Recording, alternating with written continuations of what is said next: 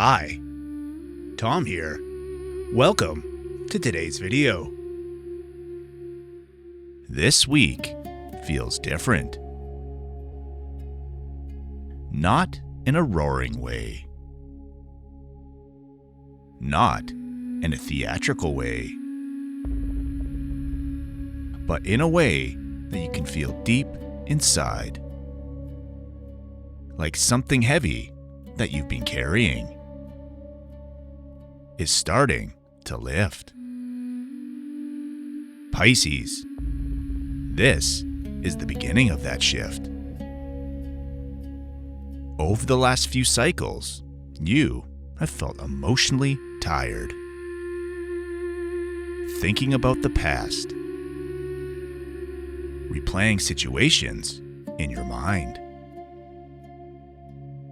Wondering if you made the right choices. Feeling like something wasn't fully finished quite yet. That phase is ending. This week, you start to feel lighter. Not because everything changed, but because you changed. From a Vedic perspective, this is emotional release energy. When Pisces lets go of something internally, life begins to move externally. But first, the shift happens in your heart. You feel calmer, clearer, more ready to move forward. And once that happens, your path starts opening. You may notice yourself not reacting the way you used to. Something that used to bother you doesn't feel as strong. Something that used to hurt doesn't feel as heavy. Something you were holding on to feels easier to let go of. That's not weakness. That's healing. And healing always comes before a new cycle begins. Pisces, your strength has always been feeling deeply. You carry emotions longer than most people. You care longer. You remember longer. But when you finally release something, the shift is powerful. Because your energy becomes free again. And free energy moves fast. There may be a moment this week where you realize something is finally over. Not in a bad way, but in a peaceful way. A chapter, a pattern, a way of thinking. Something that used to define you no longer feels like it fits. And that realization is the turning point. Because once you feel that, the new chapter starts. So here's the deeper truth for this week. The decision you made recently, even if it was quiet, even if no one else noticed, it changed your energy. Maybe you forgave something. Maybe you accepted something. Maybe you were letting go of something you were holding on to. That moment started the shift. And now, life begins to respond. You may also notice your intuition getting stronger this week. Feeling drawn towards certain people. Feeling pulled towards certain ideas. Feeling like you know what direction to go even if you can't explain why. Pay attention to that.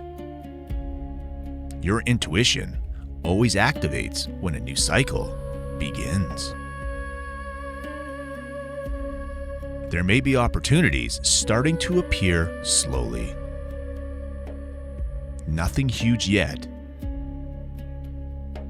but signs, conversations, ideas, moments that feel like you're leading somewhere. That's how the shift starts. Quiet first, and then it gets stronger. But here's the key for this week. Don't go back to what you already released. Pisces energy grows when you trust the feeling of closure. Even if part of you wants to look back. Stay forward. Stay open. Let the new energy come to you. Because what's really happening is this. You finished something emotionally. And now your life has room for something new. That's why things feel very different. That's why things are starting to move. That's why this week actually matters. Now, let's talk alignment. One intentional practice for you this week. Notice what feels lighter than it used to. Don't question it. Don't pull back. Let yourself move forward without guilt. That keeps the shift going. Pisces. This week isn't about forcing change. It's about realizing change already started. You released something. You accepted something. You let something end.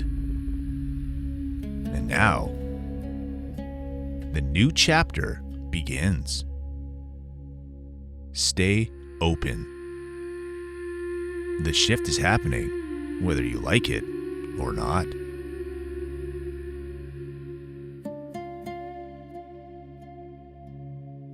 Before you go, there's something important you should know. These horoscopes are based on Vedic astrology, also known as sidereal astrology. That means we're using the actual positions of the stars in the sky, not the tropical system used in most Western astrology. Because of that, your sun signs here may be different than what you're used to. And that's okay.